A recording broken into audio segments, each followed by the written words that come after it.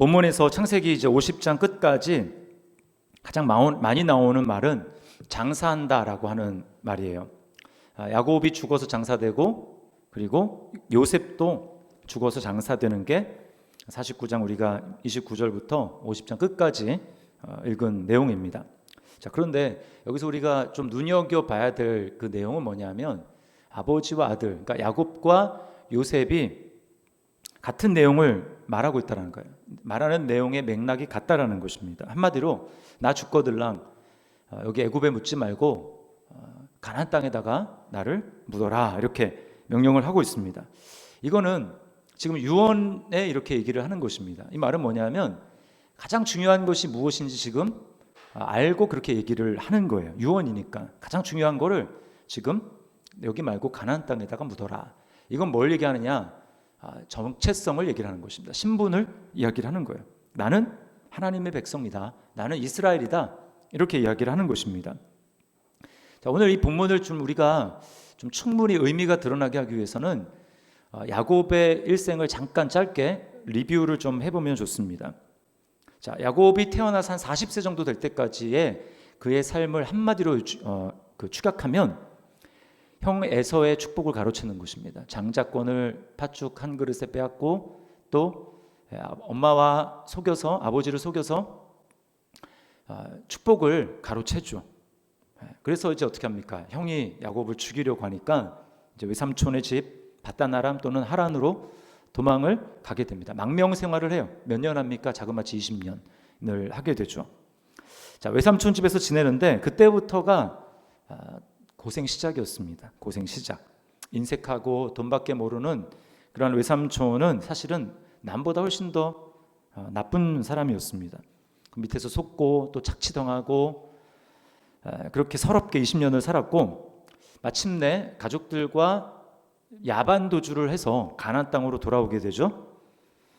자, 근데 빈손으로 갔는데 빈손으로 이제 외삼촌 집에 갔는데 돌아올 때는 어떻습니까?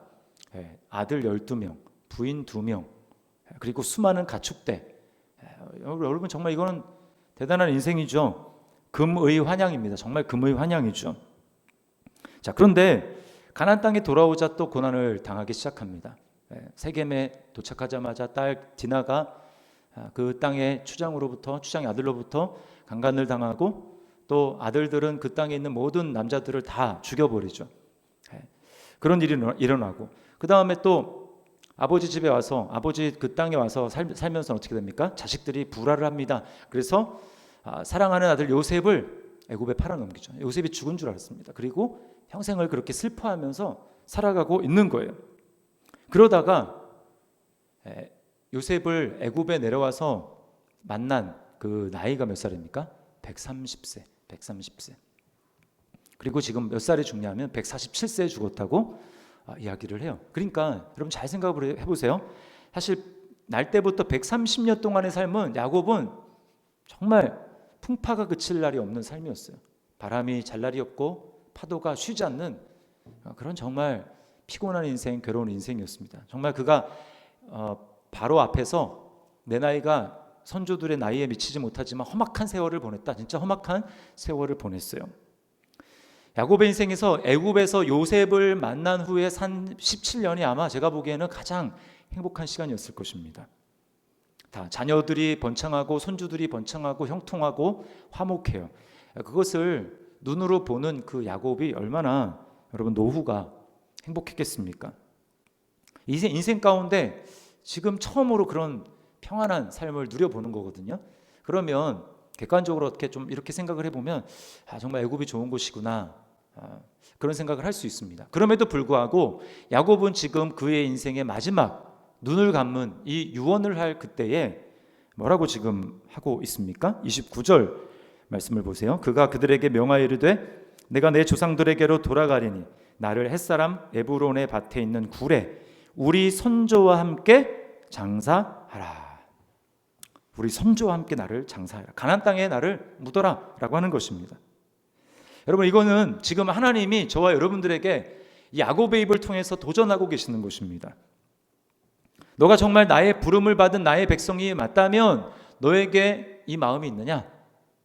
너의 마음은 일평생 지금 하나님 나라에 소망을 두며 하나님 나라에 너의 마음을 온전히 두며 지금 그렇게 살아가고 있느냐라고 우리에게 묻고 계시는 것입니다. 우리는 하나님 나라를 정말 소망하고 있는가? 야곱과 같이 하나님 나라 언약 백성으로서 천국을 사모하고 있는가라고 하는 것입니다. 성도는 이 땅에서 환경이 아무리 이 땅이 좋다 할지라도 여기가 좋사오니 하고 여기 머물러 있으면 안 됩니다. 우리는 야곱과 같이 약속의 땅인 천국을 사모해야 합니다. 자, 그러면 우리는 왜 천국을 마음에 두고 살아야 할까요? 천국을 결론부터 말씀을 드리면 그곳이 바로 우리의 본향이기 때문에 그렇습니다. 본향이에요. 29절과 33절의 말씀에 보면 돌아간다라고 하는 표현이 나옵니다. 돌아간다. 내가 조상에게 돌아간다. 백성에게로 돌아간다. 이런 말이 있죠. 이 돌아간다라는 말이 언어적으로 좀 더 쉽게 이야기하면 어떤 뜻이냐? 흩어진 것을 모은다라고 하는 뜻이에요. 그래서 우리가 읽은 33절 말씀에 보면 그 돌아갔더라라고 하는 말을 좀 앞에 보면 그 발을 침상에 모으고 그랬죠. 침상에 모으고.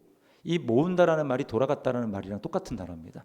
그러니까 발이 이렇게 이제 벌어져 있잖아요. 그거를 이렇게 딱 과지런히 모으는 거예요. 뭐냐? 흩어져 있는 하나님의 백성이 여기저기 흩어져 사는데 결국 돌아가고 모여야 될 곳이 어딘가라고 하는 것을 우리에게 말하는 것입니다.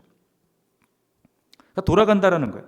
내가 열조에게로 다시 열조가 모여 있는 곳으로 내가 거기에 합세하겠다. 그 모임에 나도 들겠다라고 하는 것을 지금 이야기하는 것입니다. 고향이죠. 고향에 내가 가겠다라는 거예요. 흩어져 살다가 내가 지금 다른 곳에 와 있는데 우리 선조들이 함께 살고 묻혀 있는 그곳에 나도 모여야 된다라고 지금 이야기를 하는 거예요. 자, 거기 누가 있습니까? 할아버지 할머니가 다 있죠. 아버지와 또 레아 거기에 있습니다. 자기도 거기에 모여야 된다라는 거예요.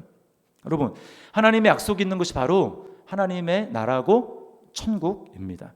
원래는 고향이 여기가 아니었죠. 아브라함의 고향은 어디입니까? 갈대아, 바벨론입니다. 우르.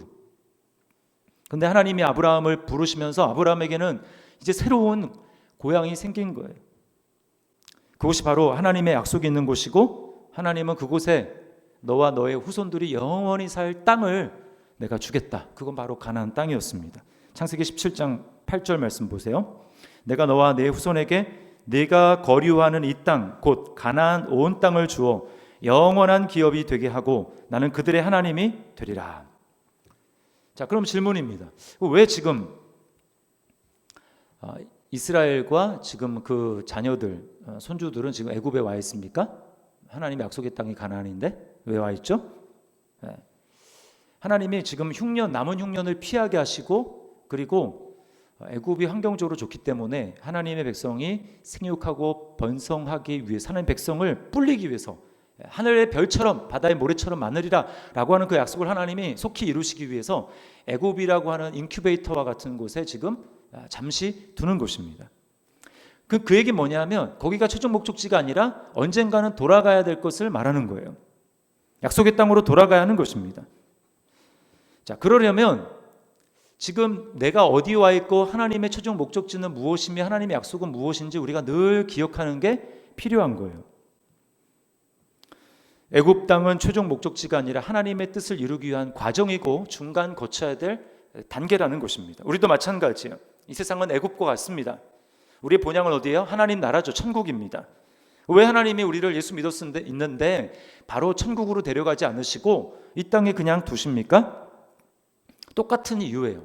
하나님 애굽에서 하나님의 백성이 번성하기를 원하시는 것처럼 생육하고 번성해서 하나님을 믿는 자녀들이 충만해지기를 원하는 것처럼 하나님이 이 땅에서 우리가 복음을 전함으로 말미암아 믿지 않는 사람들이 하나님의 백성 되고 하나님의 백성의 수가 충만하기를 하나님은 바라는 것입니다. 여러분은 본향인 하나님 나라를 사모하고 있습니까? 그 나라를 그리워하고 있습니까? 우리의 선조들, 믿음의 선배들을 만날 그날을 나도 거기 모여야 돼 라고 하면서 야곱이 내가 돌아간다라고 말했던 것처럼 나도 돌아가야지, 나도 그 모임에 합세해야지 라고 하는 그런 마음이 있습니까? 우리는 정말 그런 기대한다는 마음이 있으면 언젠가 우리가 내 생애가 마지막일 때 만약에 하나님이 오늘 밤에 나를 부르신다고 하면 나는 한마디 마지막 유언을 남긴다고 하면 가족들 앞에서 나는 뭐라고 남길 것인가? 우리는 야곱과 똑같이 말해야 합니다. 내가 정말 그 하나님 나라를 사모하고 있다면 마지막 한마디 내 입에서 나올 그 나의 유언, 그건 뭔가? 똑같은 거예요. 예수님 잘 믿고 날마다 예수님과 동행하고 그 예수님을 전심으로 사랑하고 그래서 우리 거기서 만나자, 우리 거기서 함께 모이자 라고 하는 것이, 여러분 그 말 밖에는 우리 입에서 나올 게 뭐가 있겠어요? 그러나 여러분, 우리가 이 땅 가운데 오랜 시간, 이스라엘 백성들도 마찬가지였어요. 살아가면서 하나님 나라에 대한 소망과 기대감, 비전을 잃어버리는 이유가 무엇입니까? 그것은 바로 이 땅에서의 편안함과 안락함입니다. 평안과 안락은 달라요. 평안은 영어로 피스죠. 안락은 컴포트입니다. 이걸 착각하면 안 돼요. 그냥 내 삶에 지금 어려움이 없어요. 먹고 살만하고 또 뭐 재정도 특별히 어려운 거 없고 자녀들도 그냥 뭐 큰 문제 없고 그냥 뭐 갈등 없이 잘 살아요. 그래서 저는 평안합니다. 여러분, 그건 평안이 아닙니다. 육신적인 편안함과 안락함 그리고 성령님이 주시는 평안은 달라요. 무슨 차이가 있을까요? 성령님이 주시는 평안은 환경에 요동함이 없습니다. 지금 나로 하여금 편안함을 느끼게 해주는 그 환경이 흔들리고 깨지고 그런다 할지라도 성령님이 주시는 평안은 흔들리지 않아요. 내면에 그럼에도 불구하고 평안이 있고 감사가 있습니다. 반면에 안락은 어떨까?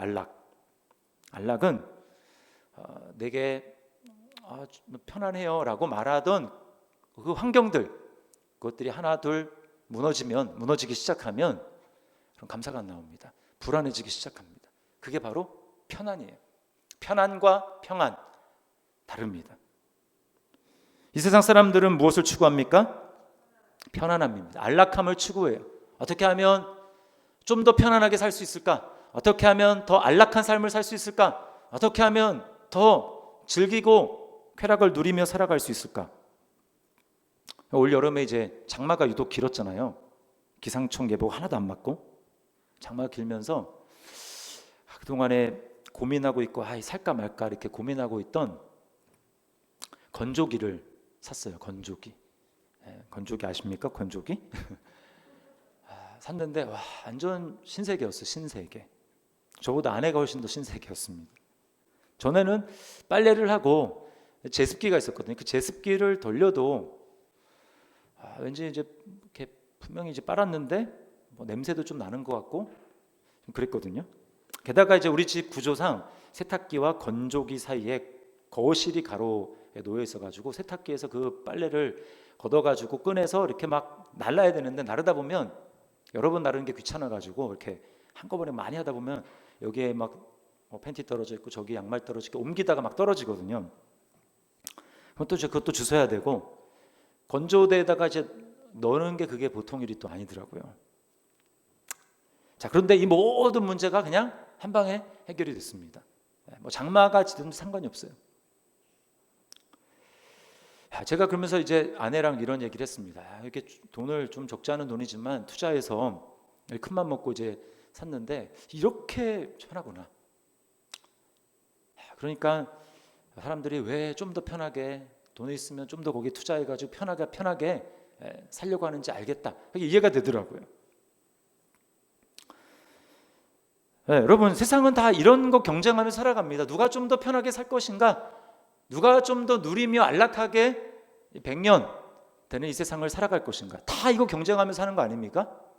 드라마나 영화 보면 누가 연예인 예쁜 옷, 뭐 굉장히 근사한 옷, 또 좋은 차, 뭐 이런 거 있으면 나도 저거 사면 그렇게 근사해 보이고 나도 저렇게 살 수 있을까라는 생각을 하면서 그걸 부러워하고 시기하고 경쟁하고 나도 어떻게든 그렇게 해보려고 노력하는 거예요.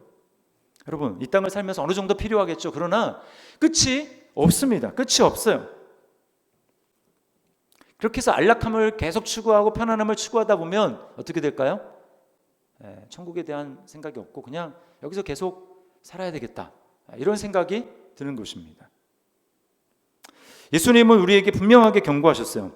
내가 이 땅에 다시 올 때 이 세상은 노아의 때와 같고 롯의 때와 같을 것이다. 사람들은 그저 먹고 마시고 시집가고 장가가고 사고 팔고 밥 갈고 그게 잘못됐다라는 게 아니라 거기에 완전히 마음을 빼앗겨서 어떻게 하면 좀 더 그것을 편안하게 안락하게 누려볼까, 사람들의 모든 시선이 다, 모든 마음이 다 그것을 향한다라는 것입니다. 하나님 나라에 대해서는, 하나님에 대해서는 마음이 없어요. 눈에 안 보이니까. 여러분, 그러나 성경을 신약이든 구약이든 읽어보십시오. 특별히 구약, 아브라함, 이삭, 야곱, 그들이 결코 가난하게 살지 않았어요. 하나님이 그들에게 복을 주셔서 굉장히 부유한 삶을 살았습니다. 그럼에도 불구하고 그들은 이제 유목 생활을 했기 때문에 그들은 절대로 그 땅에 정착하지 않았어요. 텐트를 치면서 여기저기 옮겨 다녔습니다. 이걸 통해서 하나님이 우리에게 말씀하시는 것이 무엇입니까? 너희의 이 땅에서의 너희의 삶은 거기가 영원한 최종 정착지가 아니고 언젠가 옮겨야 된다라고 하는 것을 하나님 우리에게 말씀해 주시는 것이죠. 그래서 히브리서 11장 15절 16절 말씀 한번 우리 자막을 보면서 같이 한번 읽어보겠습니다. 시작. 그들이 나온 바 본향을 생각하였더라면 돌아갈 기회가 있었으려니와 그들이 이제는 더 나은 본향을 사모하니 곧 하늘에 있는 것이라. 이러므로 하나님이 그들의 하나님이라 일컬음 받으심을 부끄러워하지 아니하시고 그들을 위하여 한 성을 예비하셨느니라. 아멘. 네, 그들이 이제는 더 나은 본향을 사모하니, 더 나은 본향이 어디입니까? 네, 가나안 땅도 아니고 하늘에 있는 곳이라는 거예요. 이 본향을 사모하라는 것입니다. 야곱이 지금 우리에게 보여주는 게 그거예요. 내가 눈을 감으면서도 오매불망 내 마음 가운데 있는 것은 이 땅이 아니라 하나님의 나라고, 그리고 내가 돌아갈 그곳이다 라고 지금 이야기를 하는 것입니다. 우리에게 돌아갈 곳이 있어요. 우리가 모여야 될 최종 모임이 있다는 것입니다. 그것은 바로 우리의 본향인 하늘나라의 모임이에요. 그것이 바로 우리의 고향이라는 것입니다. 자, 그러면 어떻게 그 천국에, 그걸 머릿속으로 알겠는데 마음을 두고 진짜 야곱처럼 그렇게 살아갈 수 있을까? 결론부터 말씀을 드리면 그 천국을 위해서 투자된 대가, 지불이 얼마나 엄청난 것인가, 비싼 것인가 라고 하는 것을 우리가 알아야 된다는 거예요. 자, 오늘 야곱은요, 할아버지 아브라함이 가나안 땅에 이제 묻히잖아요. 그 막벨라굴 거기에 묻혔는데 그 가나안 사람에게 그 묘지를 값주고 샀다는 사실을 알고 있습니다. 30절 말씀을 보세요. 아브라함이 햇사람 에브론에게서 밭과 함께 사서 그의 매장지를 삼았으므로. 창세기 23장에 보면 아브라함이 이제 사라 아내가 죽었을 때 그 묻기 위해서 매장지를 돈을 주고 삽니다. 처음에 뭐 공짜로 준다고 했는데 아브라함이 절대로 공짜로 받지 않고 결국은 돈을 지불하는데 은 400세겔을 내요. 은 400세겔. 그러면 은 400세겔이 혹시 얼마인 줄 아십니까? 그 당시에, 아브라함 당시에 은 5에서 10세겔, 10세겔이 1년, 한 사람의 1년 품삯입니다. 그러니까 좀 비싸게 잡고 10세겔이라고 치고, 10세겔이 1년 품삯이에요. 그러니까 요즘에 1년 연봉 5천만 원으로 잡아볼게요. 5천만 원. 그러면 400세겔이면 얼마입니까? 20억인가요? 20억? 네. 20억. 싸게 해서 20억인 거예요. 여러분, 누가 자기 묘지 그 땅을 왕릉 정도 된다고 해도 20억, 네, 엄청난 금액을 주고 산 거예요. 공짜로 주겠다고 그랬는데 왜 굳이 그렇게 비싼 값을 지불하며 샀을까? 이거는 아브라함의 계산에 절대 무르지 못하게, 자기가 지금 타지에서 온 사람이지만 시간이 많이 지난 다음에 영향력이 약해지더라도 엄청나게 비싼 값을 지불하고 샀기 때문에 무르지 못하게 하려고 영원히 이게 우리 후손들이 묻힐, 우리 가족이 묻힐 그 땅을 아브라함이 확보한 것입니다. 그래서 엄청나게 비싼 값을 주고 구입을 한 거예요. 그랬기 때문에 그 후손들은 그 아브라함이 묻힌 그 땅을 바라보면서 내가 거기에 묻혀야 되겠다라고 한 것입니다. 여러분, 그러면 우리는 아브라함처럼 우리가 하나님 나라에 내 기업, 내 땅을 얻기 위해서 우리가 뭘 지불해야 될까요? 무슨 값을 치러야 됩니까? 우리는 어떤 값도 치를 수가 없어요. 그만한 돈이 있다 할지라도, 설령 그만한 돈이 있다 할지라도 돈으로 살 수 없는 게 바로 하나님 나라입니다. 왜 그렇습니까?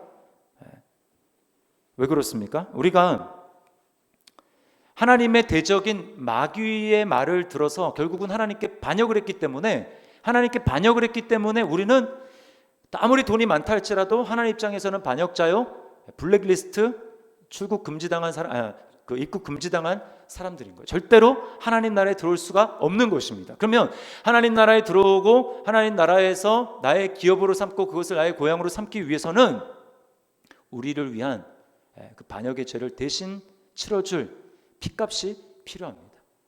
그게 바로 예수 그리스도께서 값을 지불해 주신 것이죠. 여러분, 400년 후에, 지금 일어날 이때로부터 약 400년 후에 이스라엘 백성들이 출애굽을 합니다. 그렇죠? 출애굽을 해요. 어떻게 그때 바로의 종에서부터 그들이 해방이 됩니까?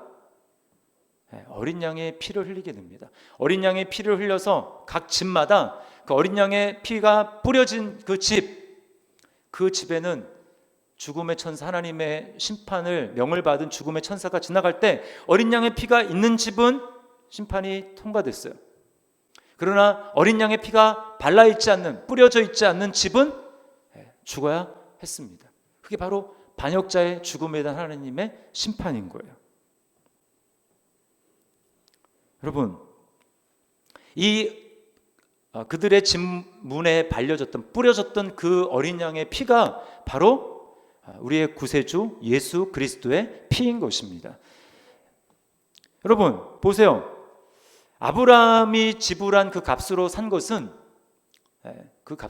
기껏해야 그들이 죽어서 묻힐 그 묘지를 샀습니다. 그러나 우리의 구세주 되시는 예수 그리스도께서 우리를 위해서 피 흘려주신 그 값을 지불하심으로 말미암아 우리는 무덤을 얻은 게 아니라 우리에게는 하나님 나라의 충만한 생명력을 누리고 부활한 예수 그리스도의 생명을 얻을 수 있는 놀라운 축복을 우리가 얻게 된 것을 믿으시기를 바랍니다. 이 놀라운 축복을 우리가 받은 거예요. 우리는 무덤을 얻은 게 아닙니다. 우리는 하나님 나라의 생명, 풍성한 그 생명, 그것을 얻게 된 거예요. 여러분, 오늘 야곱의 장래 행렬을 보십시오. 거기에 애굽의 신하들과 원로들이 함께 동행합니다. 그리고 야곱의 후손들 중에서는 어린아이들, 여자 빼놓고 장정들은 다 그 야곱의 장래 행렬에 동참을 해요. 자, 그들이 간 경로를 잘 보세요. 11절에 보면 아벨 미스라임이라고 나옵니다. 그 나오는데 거기 보면 요단강 건너편 이렇게 돼 있어요. 장소가 요단강 건너편. 근데 새 번역 성경을 보면 뭐라고 돼 있냐면 요단강 동쪽 이렇게 번역이 돼 있습니다. 요단강 동쪽. 자, 여러분 감이 오십니까? 지금 제가 말씀드리는 게 뭐냐면 이거는 훗날에 400여 년 후에 숫자는 차이가 있고 모든 이스라엘 백성들이 어린아이부터 시작해가지고 다 가축까지 동원돼서 나오는데 그들이 걸었던 경로와 거의 일치한다라는 거예요. 뭘 보여주는 것입니까? 지금 400여 년 후에 있을 이스라엘의 출애굽을 지금 그들은 몰랐지만 하나님의 시각에 보면 이게 이미 나올 것을 예행 연습하고 있었다라는 것입니다. 예행 연습을 한 그대로 그들은 400여 년 후에 약속의 땅에 들어가게 되는 것입니다. 여러분, 이건 우리도 마찬가지예요. 이 땅을 살아가는 그리스도인인 저와 여러분에게도 마찬가지입니다. 우리는 예행 연습이 필요합니다. 우리는 예수 그리스도의 피로 말미암아 하나님 나라의 땅을 얻게 됐어요. 그러나 아직 그 나라에 완전히 들어간 게 아닙니다. 그렇다면 우리가 그 일을, 미래에 일어날 일을 기억하면서 우리는 이들처럼 믿음으로 예행 연습을 해야 돼요. 우리가 해야 할 예행 연습은 무엇입니까? 나를 위해 값비싼 대가를 치러주신 주님을 기억하면서 날마다 그 주님을 찾는 것입니다. 골로새서 3장 1절부터 3절 말씀을 보십시오. 그러므로 너희가 그리스도와 함께 다시 살리심을 받았으면 위의 것을 찾으라. 거기는 그리스도께서 하나님 우편에 앉아 계시느니라. 위의 것을 생각하고 땅의 것을 생각하지 말라. 이는 너희가 죽었고 너희 생명이 그리스도와 함께 하나님 안에 감추어졌습니다. 네. 자, 여기 보십시오. 이 땅의 것, 이 세상의 것을 찾고 추구하던 우리의 옛 자아, 옛 생명은 죽었다고 말씀을 해요. 죽었어요. 여러분, 내가 죽었는데 계속해서 이 땅의 것을 찾고 있다. 여러분, 말이 안 되는 것입니다. 그러면 죽었고 우리의 생명, 우리의 진짜 생명은 어디 있습니까? 그리스도와 함께 하나님 안에 감추어졌습니다. 그리스도와 함께 있다는 거예요. 그러니까 더 이상 우리의 새 생명은 예수 그리스도와 분리돼서 따로 존재하는 것이 아니고 그리스도 안에 우리의 생명이 감추어져 있습니다. 그 말은 무엇인가? 예수 그리스도가 지금 어디 계십니까? 위에 계시죠? 하나님 보좌 우편에 앉아 계십니다. 그 말은 우리의 진짜 생명도 예수 그리스도와 함께 거기 있다라는 거예요. 그 말은 우리의 심장이 거기 있다라는 것입니다. 그러므로 여러분, 거기에 우리의 심장이 있고 거기에 우리의 진짜 생명이 있는데 그것을 추구하지 않고 이 땅에 다른 것을 추구한다? 그 사람은 점점 그 생명력이 약해질 수밖에 없는 것입니다. 더 거기에 가까이 가야죠. 그 생명에 가까이 가야 되고 나로 하여금 정말 영적인 생명이, 영적인 맥박수가 더 빠르게 뛰게 하고 강하게 뛰게 만드는 그 주님의 생명, 거기에 내 생명이 있으므로 거기에 내가 가까이 가고 가까이 갈수록 우리의 생명력은 더 충만해지는 것이고, 그래서 주님께서 우리에게 그렇게 말씀하신 위에 있는 것을 찾아라. 그것이 너희가 이 땅에 살면서 매일매일 해야 될 출애굽의 예행 연습이다. 너희가 그 땅에 들어갈 게 맞느냐? 그렇다면 지금 매일매일의 삶 가운데 그 땅에 들어갈 걸 생각하며 예행 연습 하라는 것입니다. 여러분, 이 땅에 살면서 우리가 예행 연습한다는 걸 좀 쉬운 말로 표현하면 뭘까요? 예배입니다. 예배가 바로 주님을 찾는 거예요.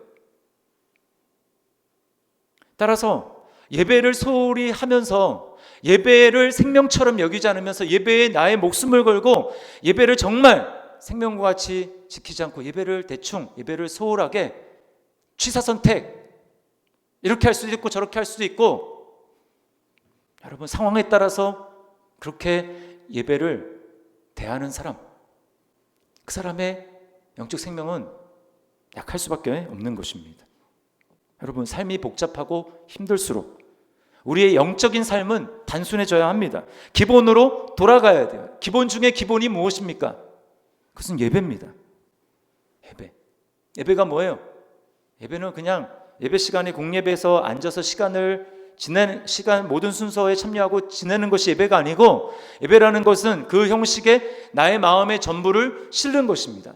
하나님이 나의 가장 고귀한 가치이십니다. 주님이 나의 최고의 가치이십니다. 최고의 우선순위입니다. 라고 하는 것을 몸으로 표현하는 것이 바로 예배인 거예요. 그러므로 여러분, 예배 자리에 없다. 매일매일의 삶에서 나는 예배로 주님 앞에 나가지 않는다. 그것은 지금 내 마음이 천국을 생각하며 그리스도와 함께 감추어진 나의 생명, 그리스도를 추구하고 위의 것을 추구하는 삶이 아니라 내가 여전히 그리스도와 함께 죽었다고 얘기한 나의 옛자, 여전히 편리함과 안락함을 추구하고자 하는 그것으로 생명이 유지되는 것처럼 착각하고 살아가는 삶이라는 것입니다. 주님을 우리는 최고의 가치로 여겨야 돼요. 여러분, 누가 우리를 위해서, 여러분을 위해서 자신의 생명을 줍니까? 아무도 없어요. 오직 그리스도밖에 우리를 위해서 생명을 주시는 분이 없습니다. 여러분, 여러분의 마음은 어디에 있습니까? 이 세상에 있습니까? 애굽에 있습니까? 아니면 가나안 땅, 열조들이 있는 하나님의 백성의 약속을 붙들며 살았던 그들이 모여있는 우리의 진정한 본향인 하나님 나라에 우리의 마음이 있습니까? 그럼 무엇을 사모하고 있습니까? 우리가 그 땅을 사모하기 위해서, 그 땅을 위해서 20억 정도가 아니라 400세겔 정도가 아니라 자신의 생명을 우리를 위해서 쏟아주신 그 주님, 그게 정말 대단하고 가치 있고 이 세상에 그것보다 더 더 큰 가치가 없고 더 큰 희생이 없고 더 큰 대가 지불이 없고 그러므로 말미암아 하나님 나라가 그리스도가 나의 최고의 가치다 라고 하는 것을 여러분 기억하고 인식하는 사람, 그 사람만이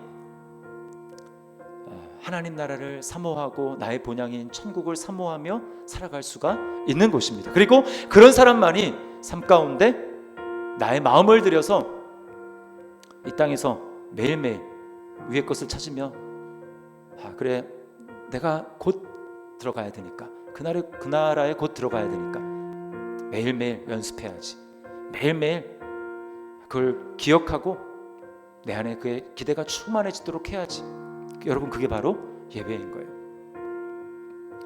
우리 삶 가운데 그리스도에 대한 가치가 더 충만해지고 그리고 하나님 나라를 날마다 나의 본향으로 삼고 간절히 사모하며, 그래서 예배와 내 삶이 동떨어지는 것이 아니라, 예배와 하나님 나라 따로따로 있는 것이 아니라, 예배할 때마다 우리의 마음에 가슴이 벅차고 감격이 넘치고 그리고 주님에 대한 사랑이 회복되고 하나님 나라의 소망이 회복되고, 그러한 역사 하나님께서 우리에게 더욱더 넘치게 부어주시기를 주님의 이름으로 축원합니다. 우리 같이 한번 찬송 말씀을 기억하면서 우리 찬양했으면 좋겠는데요.